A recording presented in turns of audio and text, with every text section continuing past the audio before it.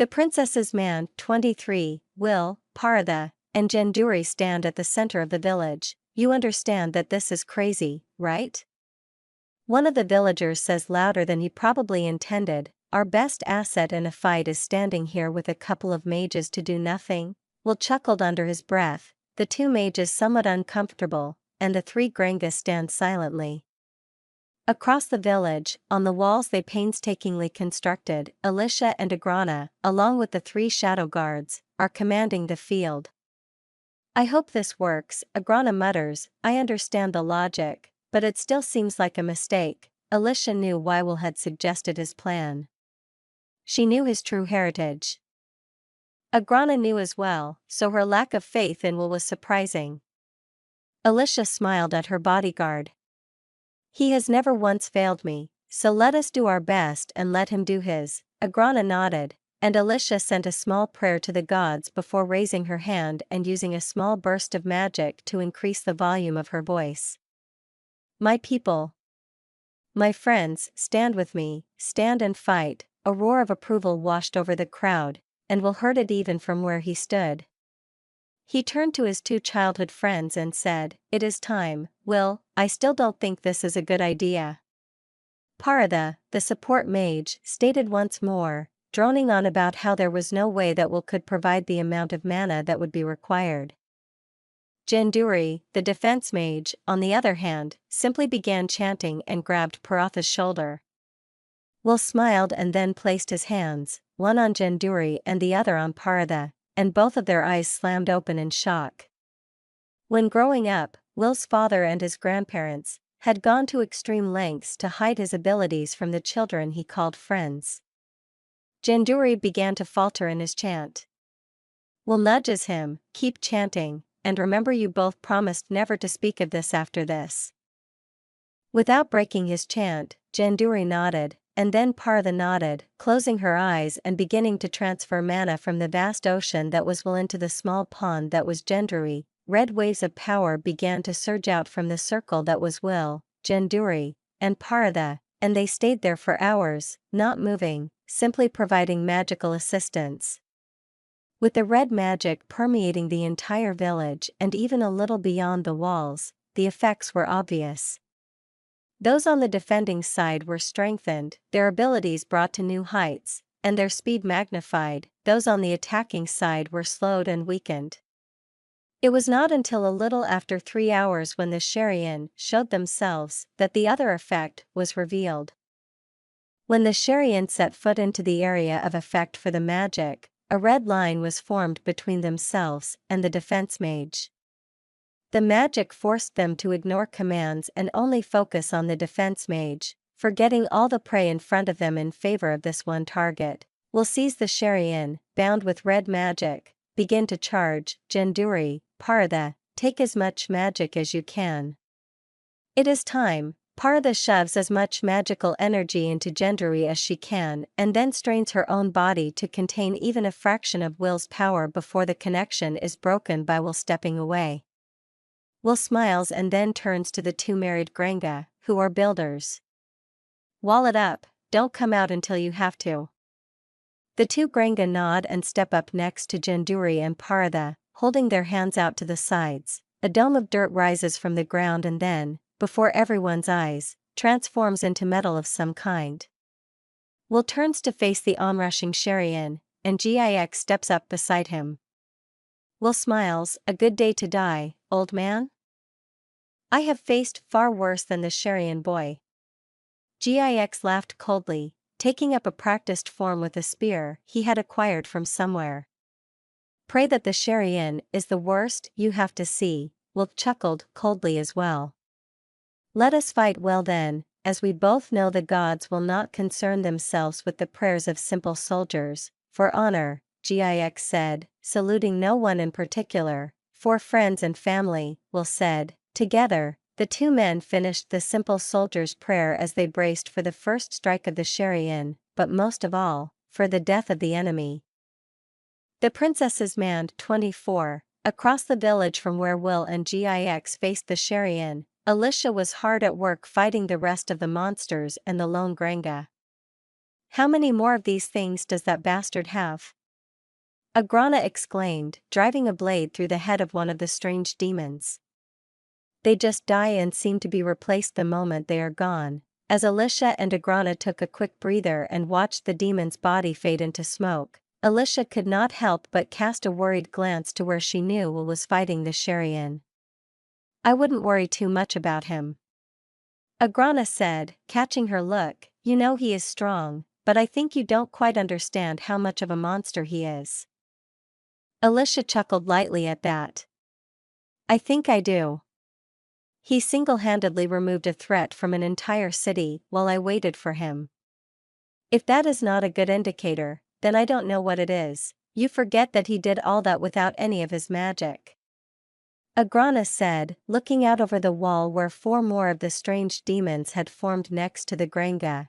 Imagine what he could accomplish with it. Alicia paused at that as Akmedrah set to work with the shadows to deal with the new additions to the top of the wall. As Will and Gix worked, they quickly realized it would be a war of attrition. The Sharian could take damage better than most, but thanks to their enforced attention on the dome of stone assembled by the 2 builders, Granga, their strikes at Will and Granga were slowed. So they exchanged blows. Will and Gix would rush in and deal as much damage as they possibly could before dodging a swipe from one of the Sharian, who would then turn back to the dome of stone and slash at it in anger, desperately trying to reach the 2 mages inside. Several hours of this left Alicia ragged as she and Akmedrah watched the lone Granga out in the field spread his hands before him to summon more of the strange demons. This is not sustainable, Akmedrah nodded. I agree, we need a different plan. I have one, but you won't like it, Alicia said, and Akmedrah and the 3 shadows gave her quizzical looks. You 4, go out there and remove our friend from the equation, leaving me and the rest here by ourselves. We count on Will to do what he does if anything goes wrong. The shadows look like they want to protest when Akmedrah raises a hand. Just to be clear, you want him dead, not captured, right? Alicia nods. She has had enough of the games this particular enemy has played. I want that Granga dead, and I would give you 4 this task. Will you accept? The 3 shadows dropped to one knee in unison, clapping their hands to their chests in salute before turning and wordlessly leaping over the wall. Akmedrah smiled at Alicia before leaping over herself. Alicia watched the 4 move at a speed that was beyond most, and when they got to within 100 yards of the Granga, Alicia suddenly felt as if they had made a massive mistake. The Granga smiled viciously, then clapped its hands together above its head. The sound echoed out louder than anything Alicia had heard. And several things happened simultaneously. Firstly, Alicia saw Akmedrah, and the shadows dropped to the ground, unconscious. She also heard Will cry out behind her. Alicia turned just in time to see the dome that had protected the mages from the Sharian drop as 2 Granga, the ones who were supposedly a married couple, leaped through the fighting towards her. Will was fighting when he heard a loud snapping that shocked him with its volume. At the same time he watched the dome collapse. The defense mage Janduri fell to the ground dead from a spear of stone formed from the dome. No. Gix, kill them now. He and the elderly Granga jumped in between Janduri and Paratha and the Sharian, and over the heads of the beasts, Will watched as the 2 builders rushed towards Alicia atop the wall. What is happening? Alicia asked the 2 Granga as they approached. She was surprised when they grabbed her together and leaped over the wall, running to meet the Granga out in the field who was casting a spell. Fear ran through Alicia. She knew that she could call for Will, and he would abandon everyone to come to her. So she bit her tongue. As she neared the Granga, she passed the unconscious form of Akmedrah. She silently said goodbye to the woman. Ilika wondered if she would ever see any of these people again. But she only cared about Will. She wondered what would happen, and as she felt a wave of magic wash over her, she and the 3 Granga rose into the air, floating over the village and into the sky. Alicia looked back to catch one final look at Will with tears streaming down her face. As Will fought, He felt someone looking at him and glanced up to see Alicia, restrained by the two builders, in the company of the lone Grenga, floating through the air. Will locked eyes with Alicia, and he saw tears stream down her face as she was rushed away. As she drew further away, something inside Will snapped. And he unleashed a primal roar that scared everyone around him and made the Sherian pause. Suddenly, before the Sherian can respond, one of their heads falls to the ground. Will moves quicker than most can perceive and slams his bare hand into the chest of the second Sherian, ripping its heart free of its chest. The red tint of Orcish blood rage floods Will's flesh, and he turns to run after Alicia. Paratha stops him. Will, please, help us, I cannot maintain this magic like Janduri could. Paratha cries as she looks at Janduri, who is beyond help. Please, Will, still in the throes of the blood rage, unleashes a primal yell. In response, a wreath of divine light slams into the ground around him. A woman's form steps out of the light. Well, if it isn't my favorite mortal, Will Garrow. I take it you want to make a deal. The princess's man, 25, Will Garrow, if it isn't my favorite mortal. I take it you want to make a deal. The goddess said, Aventress, we already have a deal, and I have held up my end. It is your turn to hold up your end, Will said with gritted teeth, his barely contained rage boiling just under the surface of his control. The goddess, Aventress, goddess of the cycle, looks at Will. Truly, you have upheld what I asked, but are you sure? Is this person worth it? Is it, yes? Will snarls out, looking at the goddess, we have a deal, and you will uphold it, or I will have compensation. The goddess grows pale. She knows what he is threatening, and knows the compensation he would demand is not something she can afford to pay right now. Very well, Will. Consider our bargain complete. Your power will be yours once more, and our deal is done. Fight well, young man, don't lose this person you care so much for. Will nodded, and the goddess leaned down to kiss his forehead in an almost motherly fashion. To anyone close to Will, it suddenly looked like the sun was standing where Will had been. But to those further away, a wave of blue light and an indescribable feeling of power emanated from Will. That wave of light and power caught up to Alicia and her captors. One of the Grenga was almost knocked out of the air by the power, and the leader of the Grenga grew pale. What is that? Alicia had a pretty good idea as to exactly what it was. She thought to herself silently, please hurry, Will. Moments before Aventress's appearance, Paratha was crying, Janduri was dead. There was no denying it, and suddenly, the mana strain shared between Janduri and Paratha was slammed solely onto the woman, who felt bloody tears roll down her face. Will suddenly bursts into motion after Alicia is taken away, crying out and killing the Sherian in a display of blood rage unlike any that Paratha has ever seen before. She can feel the emotions rolling off of Will, but needs help. Will, please help us, I cannot maintain this magic like Janduri could. Paratha cries as she looks at Janduri, who is beyond help. Please, Will looks as if he is completely lost in the rage.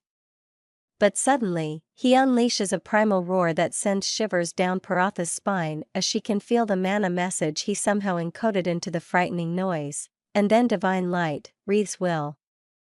Paratha is stunned, never before has she seen a divine being appear at the behest of a mortal. She watches for a few moments, unable to make out what is said between the two, but noting that even the goddess looks as if she chooses her words carefully. Finally, the goddess kisses Will as a mother kisses a babe, and the world is engulfed in a light, unlike anything that Paratha has ever felt or seen before. Moment of unlocking, Will was impatient, and when Aventress finally removed her hold on his power, Will was flooded with it.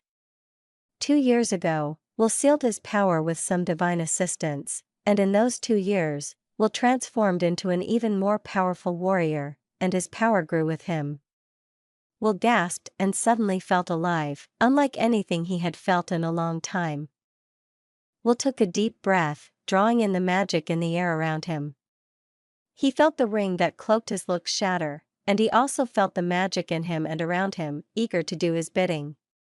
He saw Pratha crying tears of blood next to Janduri, and his grandmother's words flowed through his mind from a magic lesson when he was first awakening his magic. Part of the Gilsharibram were so feared because magic was willing to help us, but you are something even more. I don't know what bloodlines your father possessed as a hero, but it feels as if reality wants to lend you strength. Be careful with this, Will, as it can be a great tool and a terrible curse. Will stepped forward and looked down at his two friends, one dead, one barely holding on, and spoke a single word, pressing his magic into it. That word seemed to echo through the souls of those who heard it.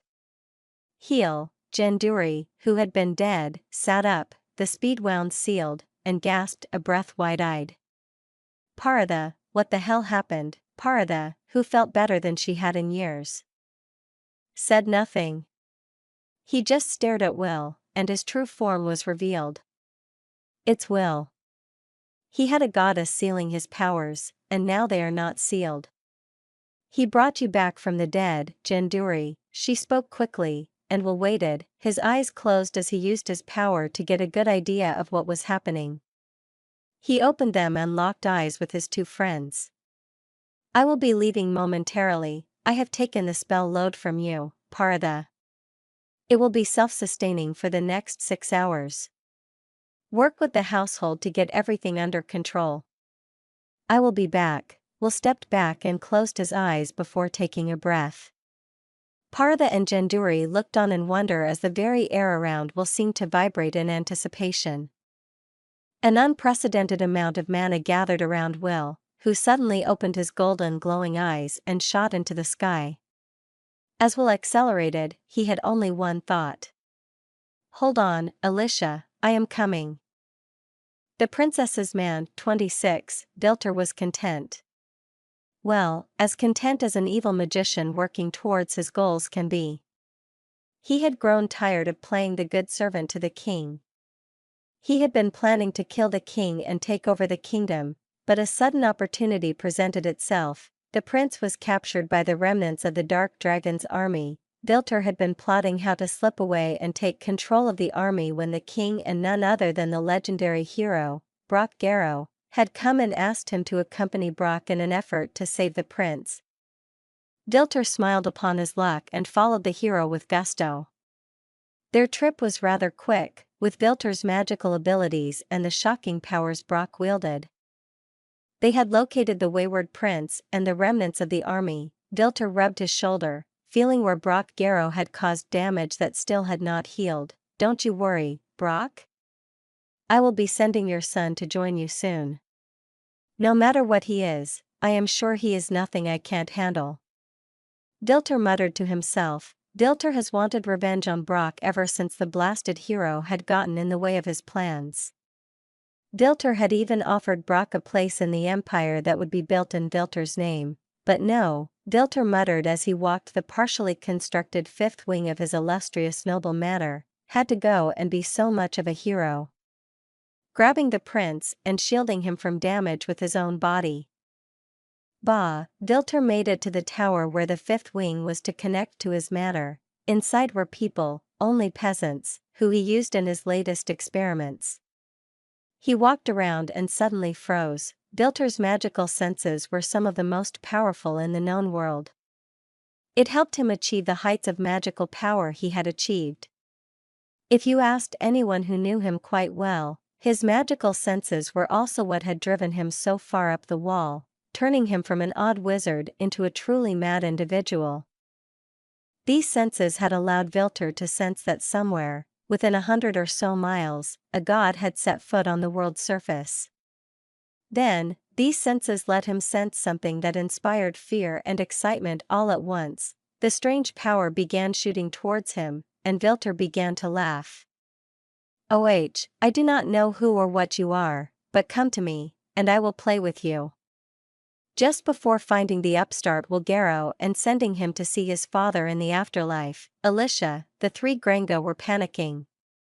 One of them cried out, "What in the hells is he?" The three had pooled their combined magical power and were still not outpacing Will. however, they were not letting him gain rapidly. Where Will had initially been roughly 1,000 feet behind them when they started pooling their magical powers, he was now only 700 feet back. And every minute, he drew closer. "It's fine," the leader of the Granga panted, "we will reach the Master's keep before he catches up. And then that freak will not know what hit him." No one is more powerful than the Master. The three Granga, instead of talking more, continued to pour their power into moving as quickly as they could muster. Finally, a strange building grew on the horizon, and the leader of the Granga chuckled, "We made it, and look, there is the Master. We have nothing to worry about. Just a few more moments." The other two grumbled and poured on the coals for the last part of their trip. As they touched down, Dilter was waiting. "You have the princess?" Dilter asked with disinterest, his eyes never leaving the rapidly approaching Will. "Of course." The lead, Granga, said, "We will need to talk about our pay." "The things," Dilter waved a hand dismissively. Yes, you want more money for betraying your people. You will have it." "Tell me, what is that?" The lead Granga looked at Will, who was only a couple 100 feet away. "That is the princess's man, son of the hero. His name is Wilgaro." Dilter was in ecstasy. "It is him, isn't it? Very well, take her into the manor, and we will discuss things later." The three Granga and Alicia disappeared into the massive structure of the manor. Dilter stepped off the elevated platform he had been waiting on and floated to the ground. Will could have caught the Granga instantly, but he was also unsure if his method for catching them would put Alicia in danger, so he simply followed them. He went just fast enough to push the three Granga into exhaustion by the time they landed. Will had not expected them to lead him to a massive, sprawling manor with multiple wings and even one under construction. He also did not expect a wizard. Especially one with the massive mana presence that this wizard had. If this was a kidnapping attempt by someone who was an enemy of the kingdom, it made more sense than any other option. The only other option was for this to be Vilter. Will hoped it was so he could rescue Alicia and kill the filthy bastard who had killed his father all in one day. But he would wait and see. Will landed just as the strange wizard finished floating down from where he had been standing. The wizard spoke first. "I am quite curious what you are. I can see that you are a magic user of quite prodigious power, but that does not explain your rather unique look. I know who you are, Wilgaro, son of the hero Brock and princess's man, to Ilshai Terrace Kultschelg. But what are you?" Will's blood began to boil. No one could know who he was here unless it was someone who used to live in the encampment or someone from Colt. "I am Will, but you seem to have me at a disadvantage. I do not know who you are."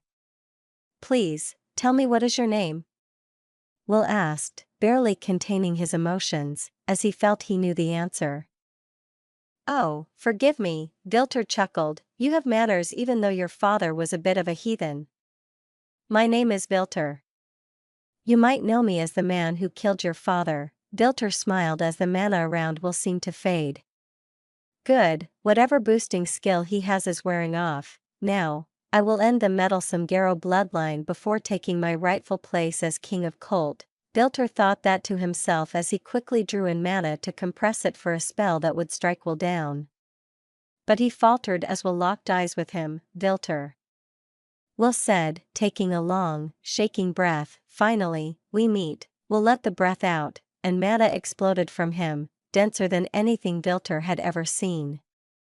"You asked what I am, so let me enlighten you," Will said, drawing closer steadily, with every word. "I am Wilgaro, son of Brock Garo and grandson to the leaders of the Gobran Collective. I am the princess's man to Her Majesty Alicia Terrace Kultschelg. I am the lover of the aforementioned princess. I am the grandson of the last Gilshariberm and a true orc." But most of all, Dilter was sweating as he watched the mana increase with every step Will took toward him. Will locked eyes with him, staring down at the small man who thought himself worthy of killing Will's father. Will smiled. but most of all, and most importantly to you. I am the last thing you will ever see. The princess's man, 27, Dilter was sweating as he watched the mana increase with every step Will took toward him.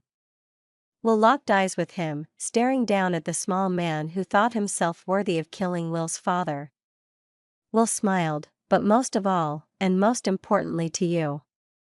I am the last thing you will ever see. That sentence caused Vilter to pause in his momentary fear, giving him something to focus on other than the sheer overwhelming force of mana. Who was the young, glowing man standing in front of him, the last thing that I will ever see? Dilter asked, regaining some of his earlier bravado. What makes you think you can kill me? You are the son of the hero. Not the hero himself. I already killed him. How do you think you are any better? I heard all your titles, but all I heard was a bunch of trumped-up excuses. Dilter chuckled, but let the sound fade when Will did not get angry. He simply waited. So Vilter lashed out once more with his tongue. Your father made some bold claims, too.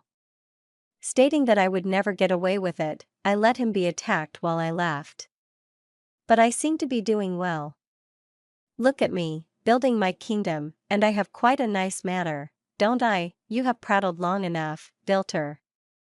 Though I will be the last thing you ever see, I want Alicia back. Return her to me, and I shall leave you be.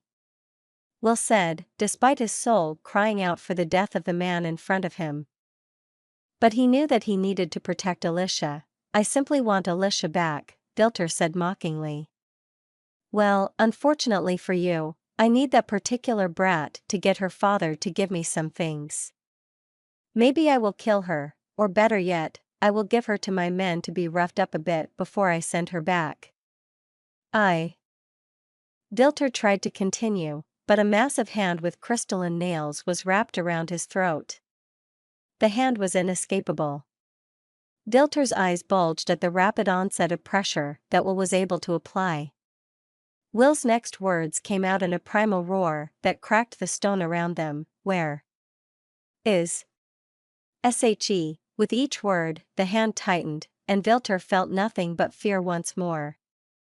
Before he could think of anything, his body, desperate for air, betrayed his mind and pointed before he could stop himself. Rather than release the man, Will simply walked where Vilter pointed, dragging the wizard by his throat. Alicia was sitting in the corner of a room where the three Grangas stood, talking quietly to themselves. Alicia had given each a nickname in Will's style. The leader of the three, who had been channeling the flight magic and attacked from outside the town, was limper, as he now had a limp in his left leg from several kicks to the leg that Alicia had delivered with all the strength she had. The male of the two traitors was tipless, as Alicia had just bitten off the tip of his finger when he had grabbed her to shove her into this room. The woman of the two traitors had yet to earn a name. I wonder what I can do to her. She needs a name. But other than being a traitor, I have not done anything to her yet. Maybe I could scratch her face or. Alicia paused in her thoughts, realizing what she was thinking. Oh gods above, I have definitely let Will rub off on me too much. As she thought this, the two males sent the female to Alicia. Get ready to move, try anything, and as she was speaking and leaning down to where Alicia was to pull her to her feet, Alicia snapped her hand out quick as a snake, striking with extended fingers just as Will and Agrana had trained her. She slammed her fingertips as deep as she could into the point where the throat met the jaw. What the fuck? Tipless said, rushing over and tossing a kick at Alicia, who was punching at the downed woman over and over. Alicia dodged and slunk back down into the corner to provide them with as little target as possible. Limper came over and tried to help the woman, but Alicia had practiced that strike thousands of times on Agrana's insistence. Even now, Alicia could hear the woman talking as Alicia slammed her hand over and over into a training dummy. Remember, princess, Will can and will fight armies for you, but if someone catches you alone, you must fight. If done well and with 100% of your strength, this strike can and most likely will collapse the windpipe of whoever you strike. They will then suffocate to death. It is not a pretty way to go. But your life is worth more than theirs. Never forget, you are the one who decides if you get to go home or someone else gets to go home." As she watched, the female died, clawing at the arms of Tiflis. Tiflis had tears running down his face. "What the fuck? I'm going to kill this bitch." Limper stopped him in the middle of a lunge towards Alicia. "You and I both know that would only get you killed by Vilter. No way that piece of shit faces the boss and lives. Just wait, when he gets what he wants, I'm sure that the boss will let you get revenge." Limper trailed off as they heard a voice that Alicia recognized cry out in a rage that sent shivers through everyone in the room and seemed to vibrate the building. "Where is she?" Will cried out, and Alicia stifled a laugh. Each word carried a wave of power that even Alicia could feel and told her all she needed to know. Limper and glanced down at the dead woman. "We are moving, get the bitch, if you want, knock her out, I am done playing her stupid games." Tiflis stood and nodded, taking a cloth from a pouch on his belt, and quick as a flash, he slapped it over Alicia's mouth and nose. She tried to struggle, but almost instantly, she was unconscious. Tiflis kicked her in the gut, then scooped her up over his shoulder, casting one last tearful look at the dead woman on the floor before he and Limper, with an unconscious Alicia, rushed off down the halls, away from the approaching calamity that was the princess's man, Vilter. Vilter was screaming in his mind, even as he struggled for every breath in the hand of the man who was dragging him around like a doll. What the hell is he? How does he have this much power? What did he say? Grandson to a true orc. Who did that blasted hero have a child with? And why does he claim the Gobran Collective? They were nobody to be concerned with. Vilter was still pointing the way to the room where he assumed the three Grenga had taken Alicia. He did not know if he could take Will in this moment. Being choked as he was, it was hard to focus on breathing, let alone whatever great work of magic he would need to fight Will. When they got to the door, Will opened it and looked down at the dead woman, a smile playing across his face as he recognized the telltale bruises under the woman's chin. "She killed one Vilter, I wonder if she escapes alone. Then I get to kill you as I wish." Vilter was shocked. The Princess of Colt had killed this woman. Will's simple smile, as if he expected it, made him wonder what had changed since his departure from the kingdom of Colt. "On to the next place," Will said, turning to leave the room. Suddenly, he and Vilter felt an accumulation of mana that had a pattern any magic-sensitive person would recognize. Will gave up on using doors and simply ripped apart walls with brute force as he ran headfirst through the many rooms and hallways comprising Vilter's manor towards the accumulating magic. With a final burst of strength, Will burst through a wall, only to see Alicia unconscious and draped over Grenga's shoulder. The two Grenga and Alicia vanished in a final wave of mana, the single-use teleportation stone crumbled to dust, and Vilter was forced to lock eyes with Will. The glowing eyes of whatever Will was drove fear into Vilter as he realized what he had done to this man. He also realized he had soiled himself, and his bladder was barely holding out. Will spoke, a calm blade of magic backing every single word. Where did they take Alicia? The question was simple, and in any other context, Vilter would have happily answered the seemingly calm-sounding question. But he could see the rage and power broiling in Will's eyes, so he gave the only answer his panicked and oxygen-deprived brain could come up with. Vilter pissed himself, then passed out. The princess's man, 28/Will, was flying back to the village, dragging a bound and gagged Vilter with him. He felt a panic setting into his very soul. He brought the hammer of his will to power down on the feelings. Calm down. Remember what Dad used to say. Slow is smooth, smooth is fast. Will spoke quickly to himself as he took a long breath, touching down onto the central gathering area in the walls. He tossed Vilter to a couple of guards. If he so much as wiggles his fingers, beat him until his joints no longer work, The guards looking shocked but saluted and Will stormed off to find Paratha and Janduri. The two were sitting in the home they had been given by Alicia. Will knocked. And was promptly let in. Will, Thank you. Janduri said, rubbing his hand on the back of his neck awkwardly. It is no problem, Will said, with a quick smile, then his face became serious. I need your help to contact the king, my grandparents, and to track a teleportation spell. The tone of his voice told them everything they needed to know. They both nodded and set to work. The king immediately set about having his court wizards do what tracking they could. Will called in every favor he had with his grandparents and anyone else they could reach out to in the Gobran and surrounding areas. With that, there were hundreds of methods of tracking being applied, while he waited to hear from his grandparents or the king.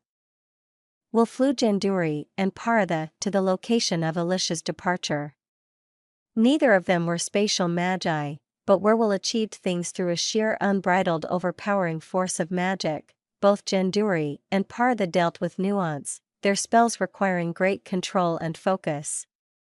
Will hoped it was enough to get a feel for where Alicia had been taken to. Will found himself ranting in his mind once more and shook his head before muttering, "Calm down, Will, and don't stop fighting Alicia, Alicia, thwack gods damn it," bellowed Tipless. This was the third time she had gotten a solid hit in on one of his joints. Alicia kept a small smile to herself. When she had come to after being knocked out, she had not recognized where she was, but she had decided that even if Will was not on the way to save her, of which she had no doubt, keeping her hostage would not be something that was worthwhile for the two idiots who had taken her. Stay the fuck away from her. Limper said, I don't need to be left in her daddy's kingdom all alone. You think that Vilter is going to follow? Tipless asked after a few moments of silence. Limper shrugged, I have no idea, whoever the hell that was fighting Vilter, it didn't seem like a fair fight. Vilter is a monster when it comes to magic. I'm sure that he won out. Alicia smiled silently to herself as she imagined how outclassed Vilter was. If Will's physical abilities were anything to go by, she was sure that there were maybe one or two other mortals who could even come close. She thought this to herself as Tipless walked towards the window near her once more. With a self-satisfied grin, Alicia wound up and kicked him in the side of his knee as hard as she could. Gods damn you. Woman! He bellowed as he jumped away on one leg. Will was waiting patiently. It was all he could do as magical investigation was about as far outside his wheelhouse as you could get. Suddenly, a scroll appeared from a burst of magical fire, dropping onto the ground next to him. In his grandmother's flowing hand, a list of tasks that had been accomplished in the efforts to find Alicia were there. A note in the brutish hand of his grandfather reminded him to focus only on what he could do and to let others help him. Will was grateful for the help they had agreed to provide and slightly shocked at the number of things his grandmother listed as having been done already. He was trying to remember the correct incantations to respond to their message when Paratha called him over. Will walked quickly to the two who were standing next to a chalk circle they had drawn to try and divine the destination of the teleportation spell that had taken Alicia. What did you find? Will asked. This room looks like it sees a lot of teleportation magic, but it all seems to send and receive to the same place, Janduri said. His eyes glazed in magic as he looked at something only he could see. So does that mean that you can tell where they took her? Will could not stop the faint tones of hope from creeping into his voice.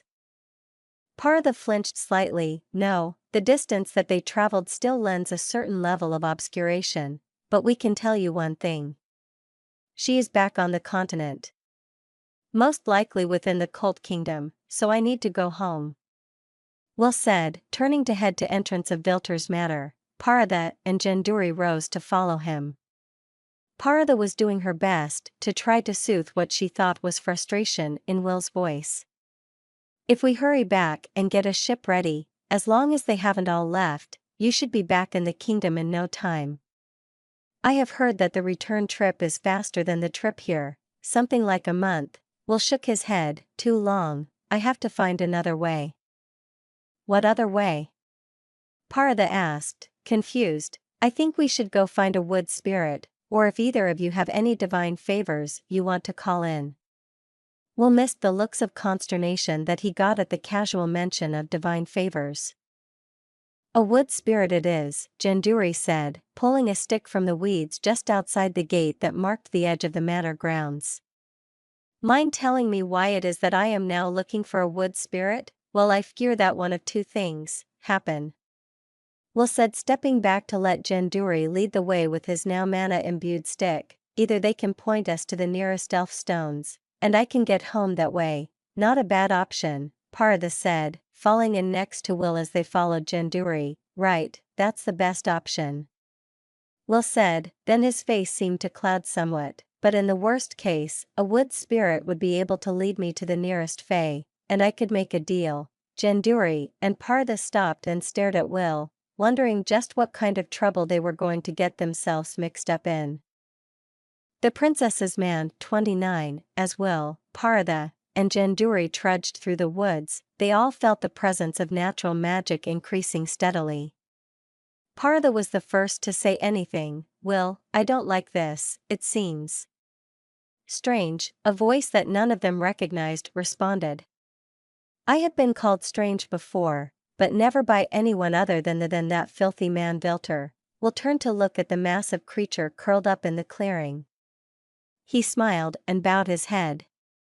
My apologies, Great One. It was not meant to offend. The creature looked like a dragon, composed of vines and roots. It chuckled. Great One, you call me. Yet I can feel waves of power coming off of you that rival even the divine. Shall we agree to simply be blunt with one another? Or do you want to play the games that mortals and elementals usually play? Janduri and Parada looked like they had just walked into combat.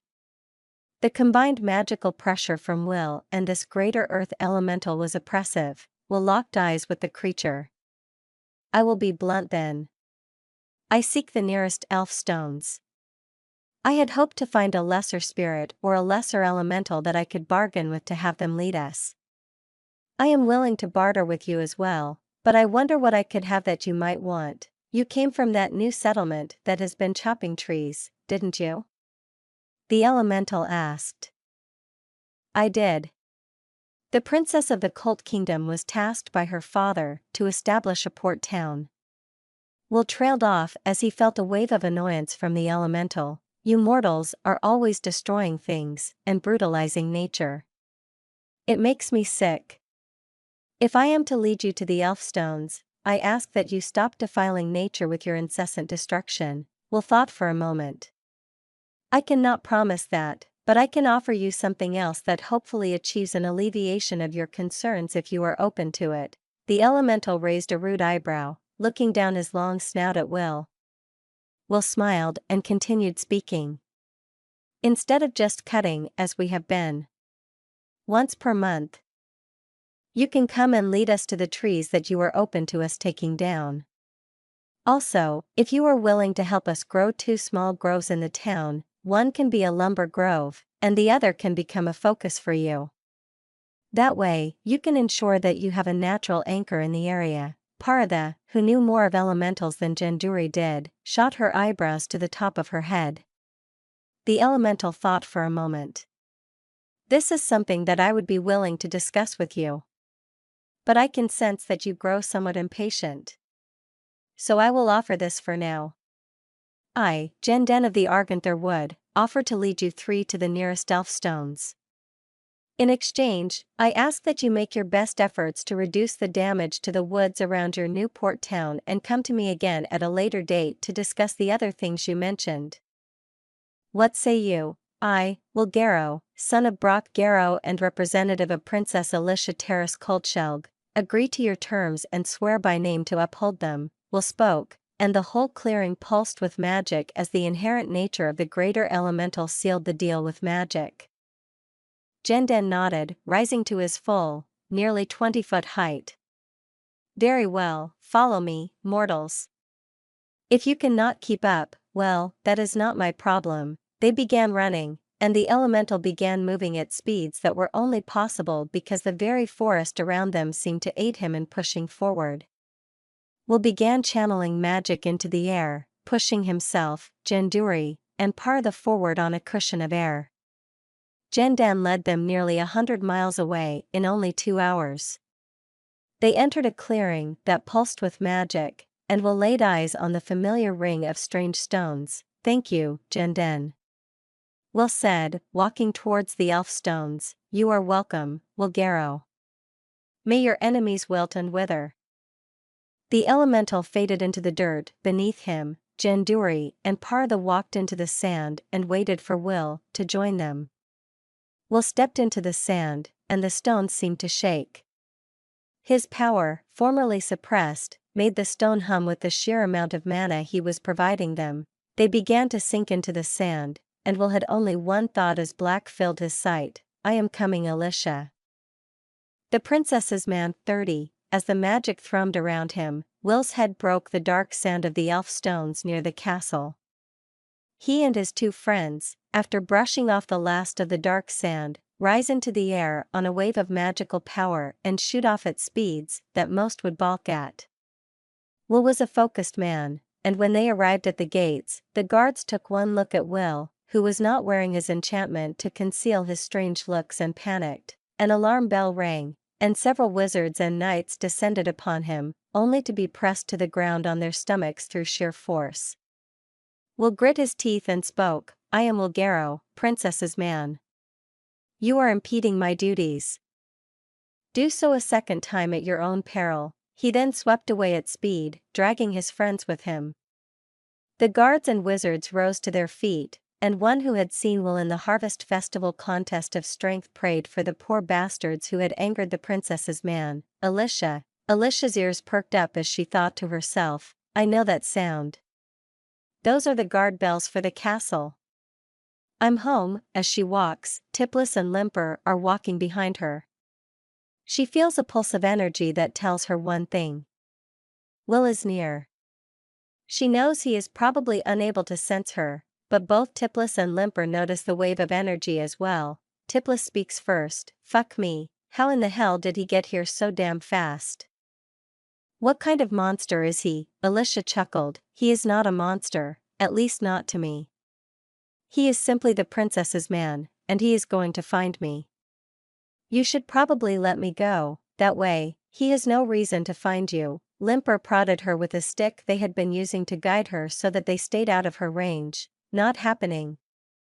We already let our boss know, and now that Vilter seems to be out of the equation, well, he is stepping up his game, even arranged transport for us." They led her down a tunnel that sloped deeper and deeper underground. At the end of the tunnel stood a door. Tipless knocked, and a slot opened up, and 2 deep black eyes stared back for a moment, and then the slot closed, and the sound of many mechanical locks disengaging could be heard. Then a creature that Alicia had only heard of in legend stepped forward. He looked like a dwarf, but his skin seemed to absorb light with how pitch black it was. Alicia gasped, "Nighthammer dwarf." The dwarf looked at her and smiled, its teeth a deep shimmering white that contrasted intensely against its skin, hair, and eye color. Its voice was as deep as she had ever heard and sent a shiver down Alicia's spine. "Aye, lass, we exist, though we don't advertise it much. Many of our brethren were hunted for various reasons. We don't want to end up like the Gilsharibrm, so we remain hidden. I personally have taken to working in transport for certain people." "Fair enough. When I get out of this, I would love to chat with you and see some of the cities that you and your people have built. In the legends, you are stonemasons of unparalleled skill." Alicia said excitedly, forgetting she was bound and a prisoner for a moment. "Oh, aye, lass, if you ever make it back to Colt, find my tunnel, and I will happily have a chat with you." The dwarf chuckled darkly. "For now, why don't you focus on staying alive?" Now, everyone in the cart, as they walked, the dwarf led them to a large cart with many seats set on dark metal rails. The dwarf spoke once more, "It's a day and a half, but unless you have a transporter or enough magic to access the elf stones, this is the fastest way." All aboard, they climbed into the cart, and the dwarf threw a lever, and suddenly, they were moving rapidly in pitch-black tunnels. They led her down a tunnel that sloped deeper and deeper underground. At the end of the tunnel stood a door. Tipless knocked, and a slot opened up, and two deep black eyes stared back for a moment, and then the slot closed, and the sound of many mechanical locks disengaging could be heard. Then, roughly 30 hours later, the dark, queasy movement that had become her normal was interrupted by the sudden light, and the cart rolled to a stop. The dwarf let them all off and then jumped back on his cart and surged off again. Alicia looked around at the well-lit tunnel she was now walking up. At the end there stood another door, which Tipless knocked on and opened. She now stood in a hall with nearly 20 people in it. Tipless and Limper lead her forward, with Tipless speaking to the person on the throne at the end of the hall. "Marduk, as we stated in our communication, we have," the man on the throne interrupted. "Princess Alicia Terrace Coltschelg, it is an honor." "Gentlemen, I thank you now. As to the payment we discussed." 2 arrows sprouted from each of the men next to Alicia, and Tipless and Limper dropped dead. Marduk stepped forward and cut the rope from Alicia. "Now, Princess, I think that you know that only bad things will happen if you fight. So, for now, why don't you consider yourself my guest and go along with what I say?" Alicia nodded, knowing deep down that any chance of her making her own way home had just gone out the window. She wished Will would hurry up. It had been nearly 30 hours since his arrival in Colt, and he had been unsuccessful in finding any more leads on Alicia. "Your Majesty, I wish to reach out to my grandparents to see if they have learned anything new," Will said to the king. "Of course, Will," the king said, gesturing to a mage who stepped forward and cast a communication spell. An image of Will's grandparents filled the air in front of the king. "Greetings Gotrow, greetings Elon, your Majesty," they said in unison, and then Elon caught sight of Will. "Will, I have no news." Gotrow interrupted whatever the next expression from Will would have been. "Will, I have some, shall we say, less than legal, and less than savory friends that I can reach out to. If I hear anything, I will pass it on. Do not give up, we will find her. If the entire collective must come forth to scour the continent, I will make it so." Will nodded, and the magic was terminated. Will looked at the king and nodded before heading out to search farther afield for Alicia. The princess's man 31, Will rushed through the castle with a spread that left windows cracked and maids holding down their skirts as his wake tried to blow them up. After a week, they had finally found something. The king summoned Will, stating that he had a lead. So he was headed to the audience hall. When he arrived, he found an angry, red-faced king facing a man wearing the colors of the kingdom of Herzinia. This man also bore the official courier pouch of a diplomatic envoy. Will ignored the man and spoke to the king. "What is the news?" The king, not taking his eyes off of the envoy, who looked even more nervous about his situation, spoke. "Repeat what you just said to me." "Envoy." The envoy cleared his throat. "My liege lord wonders why you would have a third party peddling the sale of your daughter, and if you needed the funds that bad, why you did not approach him directly." Will's head, his eyes radiating cold intensity, snapped onto the envoy, who stumbled backward. Will stepped forward. "Explain." The envoy stuttered before finally getting words out. "Roughly a week ago now, someone approached the king of Herzinia asking if he had need of a royal concubine." No. The king barked. "You say exactly what was said, say it to this man, you clearly fear him more than you fear me." "Say it." The envoy gulped, then lowered his eyes, unable to Will in the face. "My king was offered a well-trained royal slut by someone claiming to represent thief King Marduk. This message was sent to confirm if it was Alicia as the man claimed." The room grew physically colder as waves of wrath and mana rolled off of Will. He roared mightily, and several of the fine windows in the hall shattered. Will seized the envoy by his neck. "You will contact your king using whatever means you can. Tell him that he has only a short time before I arrive there, and that if the man who is selling Alicia is not there, I will kill him instead. Tell him that any of his men that attempt to stop me at the border, or the castle gates, or anywhere along the route will be killed. Pray that he listens. Will toss the man in the direction of the door and then turn to the king. The king smiled the smile of a man who wanted vengeance. Bring her back to me, Will. I cannot go with you, but I promise you this, even if you have to raise the world to cinders, I will back your play. Understood, Will said. Turning to leave, he rushed through the castle, getting what he needed and turning down offers of assistance. Within 20 minutes, Will was at the edge of the city and knew where he was going. He remembered lessons with his father about air resistance, and so he stood for a moment, gathering mana in a rush. He began, as he ran, he forced a cone of air to begin rotating in front of him. He added mass and gravity magics to the cone, pulling himself along behind it. Then he channeled mana at levels that would kill most, pushed it into his body, and called upon the earth around him. The world seemed to respond and push him along. Suddenly, Will was moving faster than he ever had before. His only thoughts were of pulling more and more mana into his spells as he continued to increase in speed. Marduk, Thief King Marduk, was perplexed. He had hoped that getting this pampered princess to agree to be his plaything would be simple. On the third night, he had tried to push the matter, and she had very nearly castrated him with a knife that he had no idea where she got it from. So, he decided to give her an ultimatum. Every day, he went to the princess and made her an offer: come to his bed or the bed of one of his officers or fight. The princess had chosen to fight every single time. And that was what had him so perplexed. She was winning. The first fight had been a gift for the princess to build her confidence. Some random boy from the streets had been tossed into a ring with her, stating that if he fought her for 5 minutes and then lost, he would get a gold. The boy had done as told. Then Marduk asked one of his better fighters to crush her will and make her realize that warming his bed might not be so bad. She had carved the fighter's eye from his head with her fingernails and thrown it at Marduk.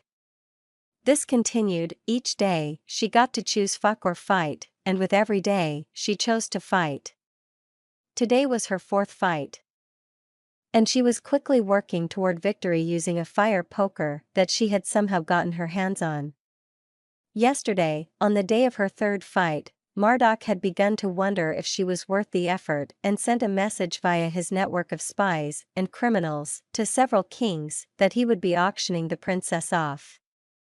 He expected to hear from them soon, but in the meantime, he wondered once again why a princess was fighting using an Orcish style of combat that was only taught in the Gobran collective. Alicia panted as she drove the fire poker forward once more, killing the man in front of her. She would fight every day. She had lost yesterday, but she had taken at least one of the man's testicles with her as she faded into unconsciousness. She knew that she could not win forever. Eventually, they would get sick of her and simply kill her with numbers. No more one-on-one battles. Hurry up, Will. But know that I will fight till I die until you get here. Alicia thought as she was led back to the cell she had been given. Alicia smiled and tossed the bloody fire poker towards Marduk. She walked with the guard to her cell, sank down to eat her meager meal, and then passed out to sleep until her next fight. The princess's man 32, the wave of magic that Will had built up and that he was riding as he sprinted across the countryside was titanic in size. He was moving at speeds that his father would have said were reserved for something called an airplane. As he burst through the border station and neared the castle, his wave of power slammed into the magical defenses of the building and shattered them. Will skidded to a stop steps away from the throne, where a terrified king of Herzinia cowered behind a line of guards who looked equally terrified. Will barked out one word, his mind still pulling in massive quantities of mana. Where? The king squealed out an order, and a guard tossed forward a bound and gagged man who looked mortified and had pissed in his sackcloth pants. Suddenly, all the mana that Will had been gathering began to rush into his body as he stepped forward to undo the bonds and gag on the man. He knelt and gently grasped the man's face. His next words were filled with enough mana that reality bent, wanting to work to his words. "Tell me where Princess Alicia is." The man stuttered out several things, and many of the guards collapsed. The king fled, and only the court wizard was left, staring in awe at Will. Grubbin the spy, Grubbin, or Grub for short, had been tasked to take a message to the king of Herzinia. It was known that Herzinia's king was a pervert on several levels, and had been known to buy the daughters of noble houses, just for those girls never to be seen again. Grub had thought that he had an easy assignment. The king had dispatched a message to Colt just to verify and count on the protections for envoys. He had given Grub a room and tasked him to wait the 4 days it would take. Grub had found a maid who needed some extra cash and taken her to his room for some evening fun. That had been nearly 5 days ago. Yesterday, while he wandered the castle grounds, looking for another maid, he had been summoned to the king's reception as the envoy had signaled he would be contacting the king shortly. When Grub arrived, the king had been in conversation with a panicked envoy. The guards had seized him, bound him, and then gagged him. He had spent the next 18 hours on the floor of the reception. Now he was staring down a creature that had mana that Grub could only assume was on par with the gods. Grub felt his bladder empty and felt panic rising in his chest as his meager mana detection ability told him that untold vast quantities of mana were suddenly being sucked into this being. Grub felt himself being tossed forward, and then his bonds were removed. The man reached down to lift Grub's eyes to meet his own. Then he spoke. Grub felt power in this man's hand, but it was nothing compared to what was in his voice. "Tell me where Princess Alicia is." Suddenly, Grub was a prisoner in his own mind, as his body and the magic of the world tore the knowledge from his lips. No matter what Grub did to fight, his body would not respond.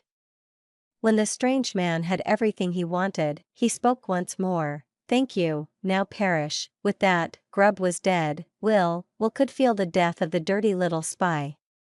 He turned to find that the only person still in the room and conscious was the court wizard. Will faced him. "You should know that I have heard of the predilections of the king of Herzinia." The wizard gulped. He knew exactly what Will was talking about. Will continued, "If I hear of it ever happening again, I will come back and ensure that the kingdom of Herzinia needs a new royal family. I suggest that the king abdicate in favor of his daughter and that you teach her to be a good person. Then I suggest that the king suffer an accident." The wizard nodded, his voice hoarse when he spoke. "I understand. Good. Now, I must go meet this supposed king of the thieves, Marduk. Send word to the leaders of the Gobran collective and inform them of what is happening here." "Do you understand everything I have said?" The wizard nodded, and Will turned, mapping in his head where he needed to go, and beginning to build a wave of magic that would rival the one that had brought him here. He knew his goal was far, even with elf stones, so he had to get moving. As Gotro and Ilan worked to go through all the data that they were aggregating to try and collect any tidbits about Alicia, one of the mages rushed in. "A connection to the court wizard of Herzinia has been established." Gotro and Ilan stepped into the other room and listened to what the wizard had to say. "I have been tasked to tell you what just happened by a man the likes of which I have never seen before." The wizard said and relayed exactly what had happened. Ilan nodded, asking several questions. With her questions, she was building a picture of several things, not the least of which was exactly how powerful Will had become. She did not know who had been exercising his magic for him while it was sealed, but they had unleashed truly unheard of power on Will when they returned it. Gotro interrupted, "Did you happen to catch where the boy was headed?" The wizard nodded. "The fortress of Gorin what?" "One of the 12 ancient demon kings." Elan cut the connection and followed Gotro as he walked towards the open doors of a balcony that overlooked the collective. When he stepped out, he took a deep breath and unleashed a roar that silenced everyone for nearly a mile. They all rushed to the courtyard under the window. Vambok. Gobran Gurdana. Gotro was furious, and Ilan translated using magic for any who could not understand Orcish. Clans gather. The Gobran goes to war. Gotro said, someone threatens Will and Alicia. Well, that is enough for me. These people have made a home in the halls of Gorin. What? They desecrate our sacred dead. Instantly, every orc in the courtyard grew furious. Gotro continued, I marched to Gorin. What? To assist my grandson and to show these fools that they should not disturb the sacred dead of the orcs. Gotro jumped from the balcony and headed out, and almost every orc in attendance followed. Ilan quickly coordinated with several others to get enough food and equipment on the road as well before she floated to the ground. Catching up to her husband, she looked at the army that had formed up and was marching. Even for the spur of the moment, there were 3,000 orcs, with more streaming in as runners spread the news. Ilan shook her head and thought to herself, oh, you poor fool, Marduk. If only you knew just what you had unleashed upon yourself. The orcs are bad enough, but I suspect that the one you should worry about more is Will. With that, she continued marching with her husband and quietly used a message spell to call in an old favor to a shady friend. The princess's man 33, Will, as Will moved, coming up on the third day of constant moving, he was concerned. The wave of magic he had built up was altering reality in its vicinity. The only saving grace that Will had was that he was moving so fast that the reality-altering effects didn't have a chance to take permanent hold. As he moved, pondering this and how he should deal with the potential effects when he assailed the keep that was rapidly approaching, Will felt a mental touch from someone he knew. Smiling and accepting the offered psychic communication, you, Trina said, her tone filled with a sense of awe and appreciation, are a monster of unprecedented proportions. It's good to hear from you as well. Trina? Still cooking? And how is Julian? Julian is fine, he is cooking for the army we accompanied to Gorin. What? Turns out when bandits defile Orcish holy ground, it gets quite the response. Will could hear the laughter at the understatement that was implicit in Trina's voice. You are roughly a day out at your current speed, which is insane, but I could finally contact you. I have tried to reach Alicia, but the fortress prevents it. Good, I will not be stopping. Let the fortress stand and test itself against me. Trina, I need a favor, I will clear a path. Just run straight for the gates. And I will contain the strange anomalies that your mana is generating. Trina said. You really are a monster, Will. Fight well, and fight hard. With that, Trina cut the link that she had established with Will.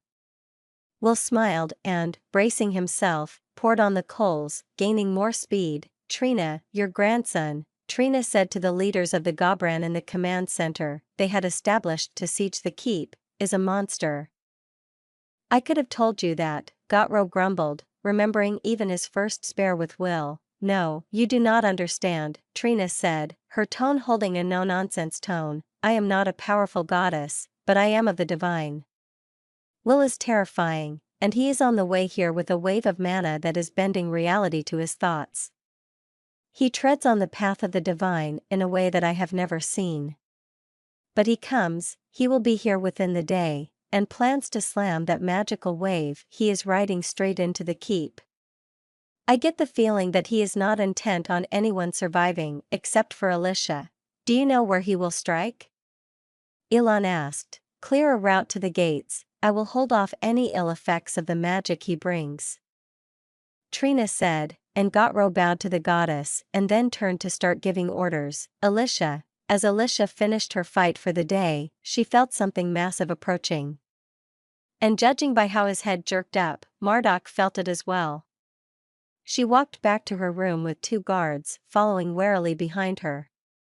She was trying to feel what it was when she overheard a call to go out through the fortress, to the walls. Something is approaching the gates. A voice called out, the orcs are clearing a path. It's going to hit the gates. A second called out. The guards tossed her into a storage room and locked the doors behind her before sprinting to arms. Alicia realized what the feeling was. And her eyes widened. It was Will's manna. She smiled as she heard men screaming, asking what was approaching them. Will, the gate was in sight, and were it any other day under any other circumstances, Will would be impressed with their sheer presence. But Will was on a mission and had untold vast quantities of manna backing him.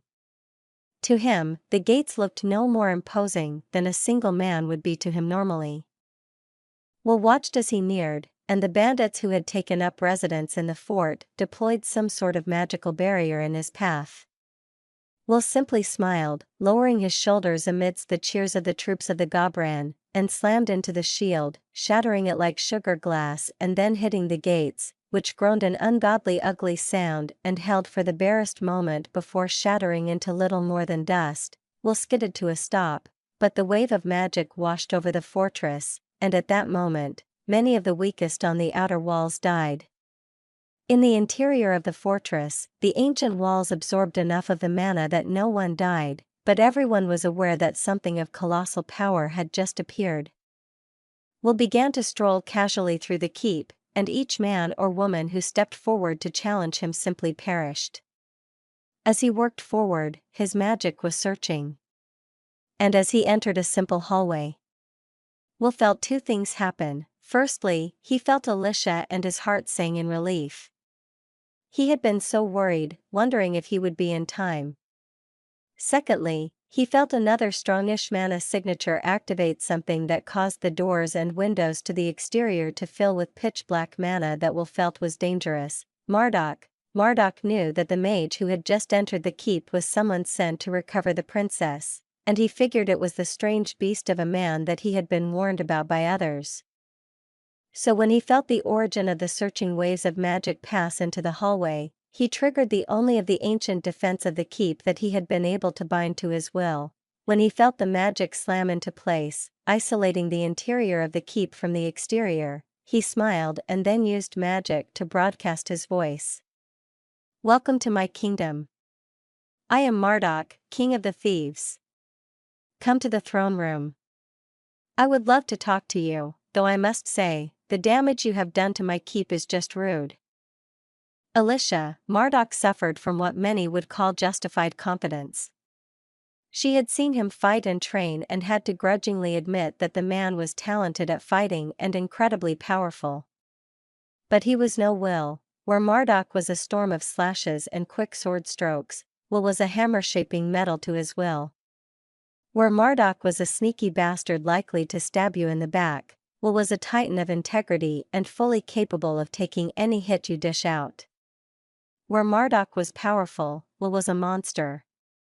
Alicia smiled at these thoughts. Will was a monster. Will is my monster, she smiled as the door to the storage room opened, its lock simply breaking at the forces exerted on it. Alicia locked eyes with Will, and he smiled, his true form making the smile seem arcane in itself. Hello, princess. Alicia said nothing and leaped forward to kiss him deeply.